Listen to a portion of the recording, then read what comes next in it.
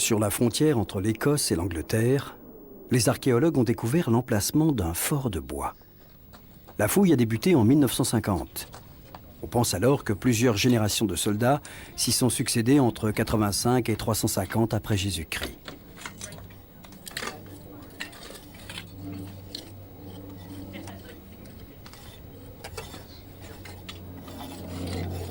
Une épaisse tourbe a englouti les vestiges.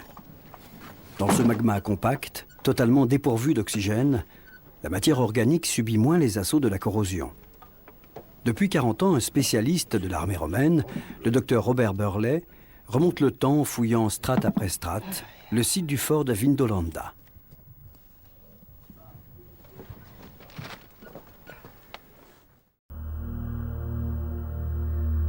Avant de débuter leur excavation, les spécialistes d'architecture militaire s'interrogeaient. Le fort de pierre de Vindolanda allait-il être semblable à ceux des autres frontières de l'Empire?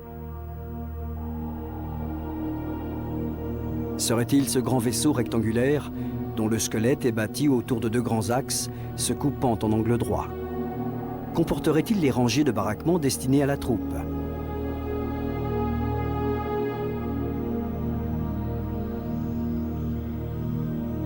Les archéologues supposaient que la tradition militaire prévaudrait et qu'ils retrouveraient le Praetorium, ce quartier général dont le cœur était constitué par la salle des étendards, un sanctuaire dédié au culte impérial et à la sauvegarde du trésor de la garnison.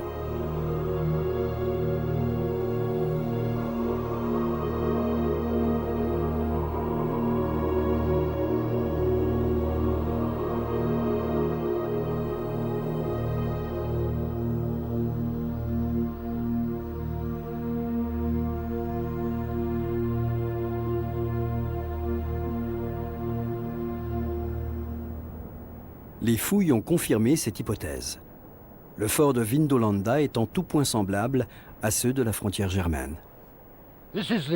Voici le quartier général, le bâtiment le plus important du fort. Lorsqu'on descend ici, on peut voir tout de suite, sur le côté droit, l'un des nombreux entrepôts du fort.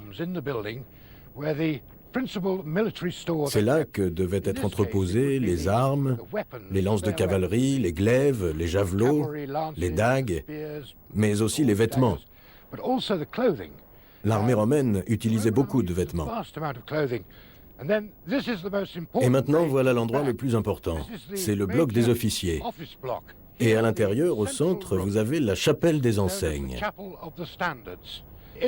Dans cette pièce, cette chapelle aux enseignes, vous avez au centre la statue de l'empereur, probablement ici, au milieu. Vous voyez, là où la pierre est entaillée. La statue devait être là. Et sur le côté, vous avez les enseignes du régiment, les symboles du régiment. Derrière, dans laquelle le trésor du fort était conservé. Ce bâtiment est vraiment le cœur du fort, le bâtiment le plus important de tous. Et pour cette raison, il est toujours construit de façon à faire face aux problèmes éventuels.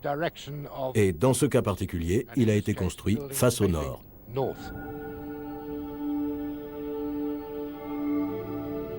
Les archéologues de Vindolanda ont ramené à la lumière des témoignages écrits. Dès les premières analyses, ils comprennent que ces textes retracent l'existence quotidienne des soldats ayant vécu dans le fort. Une découverte sensationnelle. Je pensais que c'était la seule. Je ne pouvais pas croire qu'il y en ait plus. Mais après, durant les jours qui suivirent, nous avons réuni encore plus de tablettes. Et nous avons soudain réalisé que nous avions réuni des informations totalement différentes sur le passé. Vous comprenez? Ces gens nous racontaient ce qu'ils étaient en train de faire. Et ça, c'est impossible, normalement, en archéologie. Entre 1973 et aujourd'hui, plus de 1000 tablettes seront découvertes. Les archéologues les ont toutes trouvées au même endroit, dans un fossé au pied du rempart. Pour eux, c'est un premier mystère. Comment ont-elles fini là?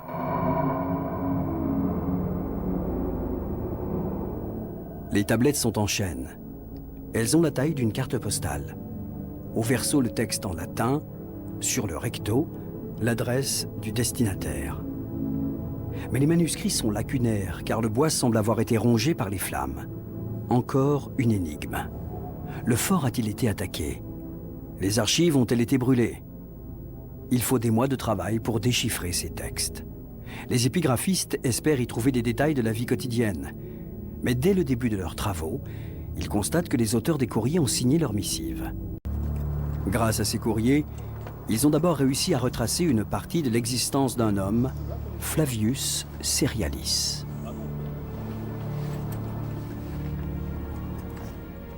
Flavius Serialis était tribun. C'était l'officier supérieur commandant le camp de Vindolanda.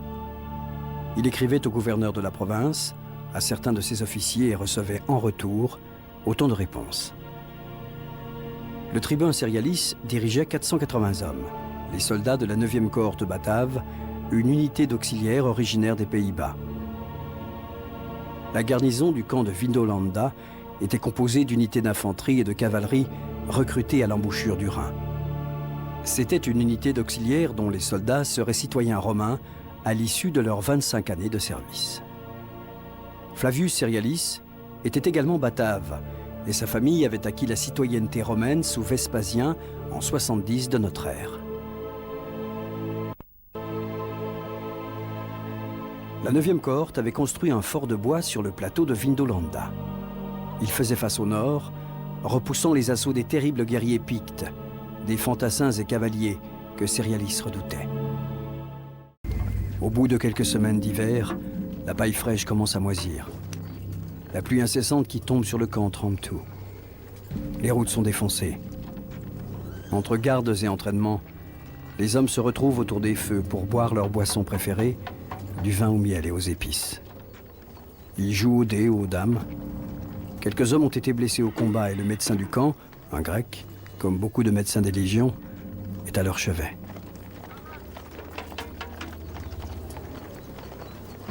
Flavius Serialis commande une garnison qui est comme une petite cité.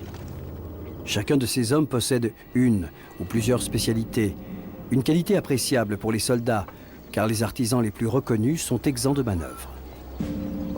Le fort dispose d'un hôpital que le tribun a fait construire par des équipes de maçons et de plâtriers. Les bûcherons fournissent le bois de chauffage. Les armuriers fabriquent et entretiennent les armes.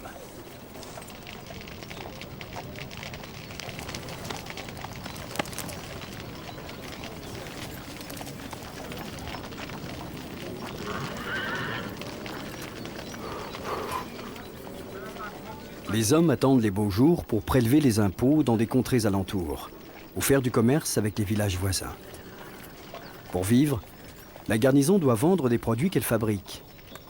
Des briques et des tuiles, estampillées de l'aigle des légions de Rome. Des objets en fer forgé, mais aussi des bijoux. Certains camps comportent même des ateliers de céramique. La cohorte abrite aussi un cordonnier, un artisan respecté, car c'est lui qui fabrique et répare les sandales de cuir dont les soldats ont tant besoin. Ces sandales solides sont bien reconnaissables grâce à leurs semelles renforcées par plusieurs rangées de clous.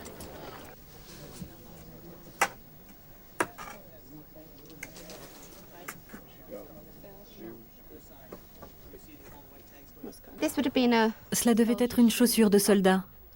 Vous pouvez voir les clous sous la semelle qui permettaient de protéger la chaussure pendant les marches.